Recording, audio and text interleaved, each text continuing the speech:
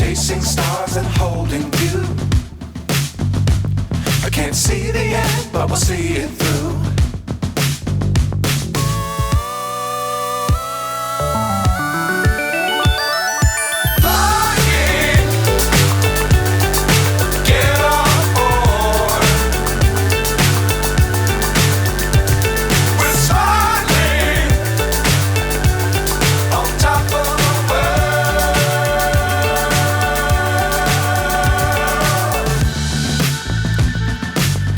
Times don't fly too high. Be sure to keep the ground in sight. Fly forever if you keep it tight. Love the world but keep the sky on your mind.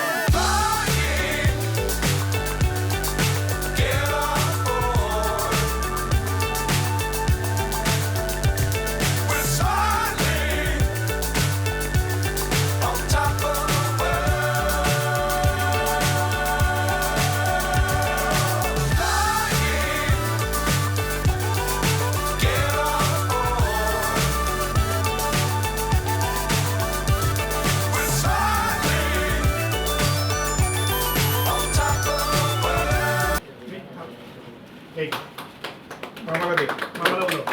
इथे उभी राहा. तू टाळ्यानंतर वाजवले, तू आधी दे. आता वाजवणार.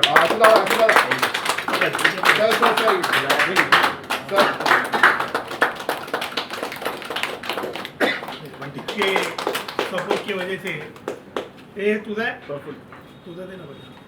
आप सबके support की वजह से हम लोग इस मुकाम पर पहुंचे कि 2 साल बाद फिल्म भी रिलीज हो गई एक, और आज हमने 2 फिल्में अनाउंस किए. एक यारी दोस्ती 1 का जो सीक्वल है वो करने जा रहे हैं, और हैप्पी इंडिपेंडेंस डे, दोनों फिल्में हैं. सो लकीली अगले साल फिर 12 तारीख को, 12 मार्च को कुछ और 2 फिल्मों का सपोर्ट करेंगे. लेकिन इस सब जर्नी में सबने अच्छा सपोर्ट किया है. मेरे प्रोडक्शन हाउस के बंदों ने. अब सब कुछ स्ट्रगल पता है, बहुत सारे लोग छोड़कर चले गए, कुछ लोग टिके. उन लोग की जर्नी में कुछ हम लोग ने पोस्टिंग की. अभी आपको सबको पता होना चाहिए कि ऑफिशियली हम लोग दिल से चाहता था कि ये फिल्म पूरी हो जाए. सो दानिश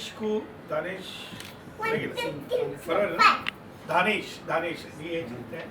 सो उसको ईपी के पोस्ट से हम रिज़ाइन दे रहे. बहुत तकलीफ देते हैं लोगों को, फ़ोन नहीं उठाता है. तो आज से वो कंपनी में एज अ क्रिएटिव प्रोड्यूसर काम करेगा. सो ये नाही रे, त्याच्यासाठी जास्त टाळ्या, तोच पैसे देणार. जो सवाल है वो करेक्ट सवाल है. बड़े बड़े डायरेक्टर जिनके गिनती के ही है, हम आज बड़े डायरेक्टर में रोहित शेट्टी हो गए, आदित्य धर हो गए, ऐसे बड़े डायरेक्टर्स के साथ कोई भी आर्टिस्ट काम करने के लिए रेडी है. लेकिन आर्टिस्ट के ये अप्रोच की वजह से आज हिंदी इंडस्ट्री थोड़ी पीछे जा रही है, ऐसा मुझे पर्सनली लगता है. सर, जब 10वीं रिलीज हुई और कुछ लोगों ने देखा, एक लड़की ने आपसे सवाल भी उठाया कि उस पर अत्याचार हुआ. अब आप जो है आज़ादी पे सवाल उठाने जा रहे हैं, आप उससे रिलेटेड सब्जेक्ट बना रहे हैं. जब कोई इस ऐसा सब्जेक्ट पे सवाल उठेगा, आपसे जवाब मांगेंगे, तो क्या जवाब देंगे? मेरी फिल्म में इसका जवाब रहेगा. मैं भी इसी हिंदुस्तान में पला बड़ा हूँ, मेरी पैदाइश यहाँ की है. आज मेरी जितनी भी उम्र है, बचपन से लेकर यहाँ तक का हिंदुस्तान का ग्रोथ मैंने देखा हुआ है. भाईचारा देखा हुआ है, करप्शन देखा हुआ है, पॉलिटिक्स देखा हुआ है, पुलिस का एंगल देखा हुआ है, पत्रकारों का एंगल देखा हुआ है. सो मुझे नहीं लगता कि मुझे तकलीफ़ आएगी, क्योंकि मैं एक सच्चा राइटर हूँ और मैं अच्छी चीज़ें लिखूँगा, बिना डरे लिखूँगा, बिना कंट्रोवर्सी लिखूँगा. समाज का आईना समाज के सामने रखने की कोशिश करूँगा, जैसे मैंने 10वीं में की है, और उसके साथ एक सवाल भी छोड़ के जाऊँगा हमेशा.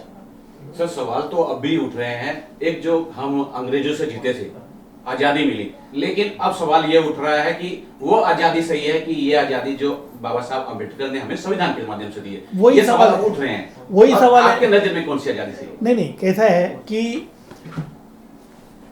मेरी फिल्म का टैगलाइन ही मैंने ये बनाया है कि आज़ादी वो जो अंग्रेज़ों से हमने छीन ली, जो चीज़ मिलती नहीं उसको छीनना पड़ता है. वो तो छीननी पड़ी, स्ट्रगल था, हम लोग ने बहुत शहादत दी है, ठीक है. और एक जब वो आज़ादी खुल कर आई ना, तो उसमें संविधान का चोला पहनकर हम भारतवासियों को मुफ्त में स्वतंत्र, व्यक्तिगत स्वतंत्र जिसको बोलते हैं, वो स्वतंत्र फ्री में दे दिया. जिसके लिए हमने कोई स्ट्रगल नहीं किया, हमें हमारे परोसा हुआ थाली में मिल गया, तो उसका इम्पोर्टेंस ज़रूर ज़्यादा होगा। लेकिन उसको अगर हम सही से संभालेंगे, मुफ्त में इसलिए मिला इसलिए हाथी पाला नहीं जाता है, उसको संभाला जाता है। तो संभालने की ताकत हर इंसान में होनी चाहिए। अगर मुफ्त में मिला हुआ संविधान है तो उसकी रक्षा करने का काम हर किसी का है। आज़ादी वो भी छोटी नहीं थी, आज़ादी ये भी छोटी नहीं थी। अगर वो आज़ादी नहीं मिलती तो संविधान कहाँ से आता। लेकिन क्या हम दोनों आज़ादी को बराबरी से रख रहे? दोनों के अपने मायने। अंग्रेज़ों से हमारी जो देश की बॉर्डर थी वो मुक्त हुई, अंग्रेज चले गए, हमारी बॉर्डरें मुक्त हुई, लेकिन हम मुक्त उस दिन हुए जिस दिन संविधान हमें मिला, हमें आज़ादी मिली। सर अगर मैं 10वीं की बात करूं और इसकी दोनों की बात करूं, जब मैंने 10वीं देखा मुझे फिल्म तो अच्छी लगी, लेकिन उसके साथ उसमें जो गाने थे, संगीत थे, वो बहुत टाइमिंग पे थे, बहुत परफेक्ट थे, बहुत शानदार थे। अब इस फिल्म के लिए किस प्रकार का संगीत होगा, क्योंकि मुझे लगता है इसमें देशभक्ति टाइप का संगीत होगा, तो इसके लिए क्या कुछ तैयारियां की है संगीत को लेकर? वही तो मेरी खासियत रही है। आपने 10वीं का टाइटल से आपको लगा कि रामलीला की फिल्म है, आपको हैप्पी इंडिपेंडेंस डे लग रही है, देशभक्ति की फिल्म है। कुछ नया लेके आऊँगा, सरप्राइज दूंगा, गाने अच्छे रहेंगे। जैसे कि मैंने टीजर भी अभी वंदे मातरम का एक छोटा सा हमने झलक दिखा दी है, तो उसी तरह का इम्पैक्टफुल और राइट जगह पे अनवांटेड गाने नहीं रहेंगे, सही जगह पे जहाँ ज़रूरत है गाने होंगे और होंगे। हर देशभक्त की अपनी एक पर्सनल लाइफ होती है और हर पर्सनल लाइफ जीने वाला इंसान देशभक्त होता है, वो जागना चाहिए। लास्टली कहना चाहूँ कि इंडिपेंडेंट फिल्म मेकर्स जो पर्टिकुलरली हैं, अगर बड़े प्रोडक्शन हाउस का बैकअप नहीं रहता है या कॉर्पोरेट का बैकअप नहीं रहता है, तो कितना ज़्यादा उनको मुश्किल होता है एक पहले तो शुरुआत करना, बाद में एक स्ट्रगल करके एक मुकाम हासिल करना। क्योंकि जब तक आपको बैकअप नहीं रहेगा बड़े प्रोडक्शन हाउस का या बड़े कॉर्पोरेट्स का, बहुत मुश्किल होता है प्रोजेक्ट्स को डिलीवर करना। नहीं, तकलीफ क्या होता है, बड़ा हाथी छोटे, बड़ा मगरमच्छ छोटे मगरमच्छ को निगल जाता है, फिर वो बुरा भी रहेगा तो बड़ा ही है। तकलीफ क्या हो रही है, अच्छे मेकर से, जैसे मैंने 10वीं बनाई, मेरे को कोई बैकअप नहीं था मुझे। उसके बाद मैंने हिम्मत करके रिलीज़ किया, नतीजा आप लोगों के सामने। बॉक्स ऑफिस क्या बोल रहा है, उससे ज़्यादा लोग क्या बोल रहे हैं, वही लोग बॉक्स ऑफिस क्रिएट करते, लेकिन बैकअप ज़रूरी है। तो जो बैकअप देने वाले को भी समझना चाहिए ना, ये जो मैं 10वीं की लड़ाई लड़ाया या 10वीं रिलीज़ की, मैंने अपने लिए नहीं की, आज हिंदी इंडस्ट्री की वजूद की लड़ाई ये है। मैंने मेरे एक इंटरव्यू में आप भाइयों के सामने ही बोला था, जावेद अख्तर जैसे पत्रकार पर साउथ इंडस्ट्री के लोगों ने सवाल उठाया था, बहुत चुभी थी वो बात। आज अल्लू अर्जुन जैसे महान दिग्गज साउथ के सुपरस्टार ने 2 दिन पहले प्यार से लाफा मारा हुआ है। किसी को समझ में आया कि नहीं आया, लेकिन मुझे आया कि आज हिंदी इंडस्ट्री की हालात नाजुक है, इसलिए हमें उनको ज़्यादा क्रिटिसाइज नहीं करना चाहिए। एक समय आएगा जब उन लोग उभरेंगे, हमें उनको मदद करनी चाहिए। कितनी बात, बड़ी बात बोल दिया प्यार से उसने, क्यों आई हमारी बुरी हालत? पैकेजिंग करने में लगे हो ना आप लोग, सलमान को लेना है, शाहरुख को लेना है, इसको लेना है, ये डायरेक्टर, तुम्हारे ऊपर खुद के ऊपर कॉन्फिडेंस नहीं है। तुम्हारे आर्टिस्ट को खुद के ऊपर कॉन्फिडेंस नहीं है कि मैं अच्छी फिल्म आएगी तो अच्छा परफॉर्म करूंगा। क्यों चाहिए बड़ा स्टूडियो? जब मैं अजय देवगन को या शाहरुख खान को, सलमान खान को साइन करूंगा, उसी दिन स्टूडियो मेरे साथ खड़ा हो जाएगा ना। लेकिन ढूंढना नहीं है इनको कहानियाँ, इनको अच्छे डायरेक्टर्स नहीं चाहिए, पैकेज चाहिए कि इसको लूँगा तो ऐसा होगा। ये खुद साउथ में जा रहे हैं, साउथ और हिंदी इंडस्ट्री अलग नहीं है, लेकिन साउथ वाले बार बार ये बात प्रूव कर रहे कि आप तुम लोग हमारे नीचे हो, और ये बात कहीं ना कहीं चुपती है। और मुझे चुप कर कुछ उखाड़ने वाला नहीं हूँ, क्योंकि मैं आज कुछ नहीं, लेकिन जिस दिन बनूंगा उस दिन भी कहा था, उस दिन इसका जवाब साउथ इंडस्ट्री को दूंगा। क्योंकि क्या ये इंडस्ट्री वॉर नहीं है। जो जब पहली फिल्म बनी थी जिसमें भाषा नहीं थी, गूंगी फिल्में थी, फिल्में यहाँ से दिल से बनी जाती, फीलिंग्स पे बनी जाती।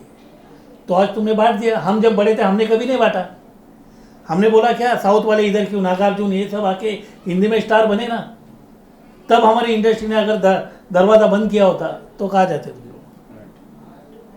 नहीं करना चाहिए ना ये, लेकिन उन लोग कर रहे। राजा मौली ने किया है, इतने बड़े डायरेक्टर हैं, उन्होंने बोला ना हम लोग हिंदी इंडस्ट्री नहीं है, हम तमिल इंडस्ट्री। क्यों? इंडियन सिनेमा बोलने में क्या जाता है?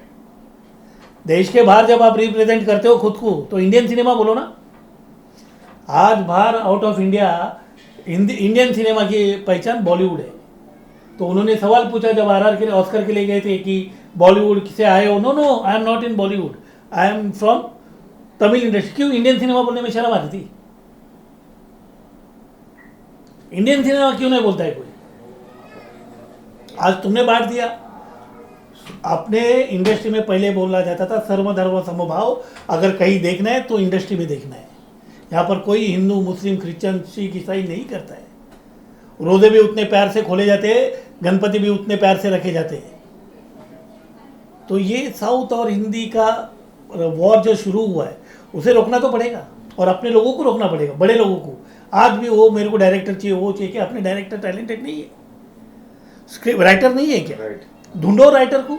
तुमको पका पकाए चाहिए, उधर से 2 सीन लो, इधर से 2 सीन दो, उसका राइट्स लो, खत्म। अरे हमने मदर इंडिया बनाई है ना, हम आपके कौन बनाई, शोले बनाई है हमने। सो ये पेन है एक अलग तरीके का। Thanks sir. Step by step हम एक एक चीज़ें प्रमोशन प्लानिंग के हिसाब से आपके सामने लाएंगे, लेकिन सारे नॉन फेस रहेंगे। पर्टिकुलरली आज के समय की बात करें तो आज अपॉर्चुनिटीज बहुत है डायरेक्टर्स के लिए, एक्टर्स के लिए, लेकिन OTT मीडियम पर्टिकुलरली अगर देखा जाए तो जो प्रिविलेज देता है, आपको लगता है कि OTT पे प्रोजेक्ट करना ज़्यादा प्रेफरेबल रहता है डायरेक्टर्स के लिए? नहीं, कैसा हो गया है अभी, थॉटफुल डायरेक्टर्स के लिए OTT बहुत आसान है। वहाँ सेंसर का नहीं है, सेंसर बोर्ड का कोई ऑब्जेक्शन नहीं है, और अपने को जो मन चाहे सब्जेक्ट है मन चाहे तरीके से अपन दिखा सकते हैं। थोड़ा सा इसमें 20% ऑफ बीट भी चला जाता है, जो जैसे कि वल्गैरिटी आ जाती है, लेकिन हर किसी के डायरेक्टर के थॉट और सोच की बात है, फिर कमर्शियल वैल्यू भी देखनी पड़ती है। ये सारे एस्पेक्ट को देखते हुए लोग OTT की तरफ आसानी से मूव कर रहे हैं। थिएट्रिकल रिलीज़ का रिस्क नहीं है, बिजनेस का रिस्क नहीं है, लेकिन मेरा शुरू से चल रहा है कि मैं थिएट्रिकल ही करूँगा। जो 70 mm का मज़ा है वो किसी छोटे पर्दे में नहीं। आज के दिन बहुत सारे डायरेक्टर्स ने अपने को प्रूव किया है, पोटेंशियली ब्रांड बने हुए, मतलब बॉलीवुड की बात करें तो डायरेक्शन पार्ट कितना आपको लगता है इंपॉर्टेंट फैक्टर होता है शेप ऑफ द, मतलब कहा जाता है प्रोजेक्ट को, तो कितना ज़रूरी है डायरेक्टर को वैल्यू करना? क्योंकि आज भी एक्टर्स को ज़्यादा वैल्यू करता है, चंद ही डायरेक्टर्स है जिनको आप रिकॉग्नाइज कर सकते हैं इंडस्ट्री में, बॉलीवुड की बात करें तो नहीं, बॉलीवुड जिस मुकाम पे चल रहा है ना, उसी इन सब बातों का नतीजा है कि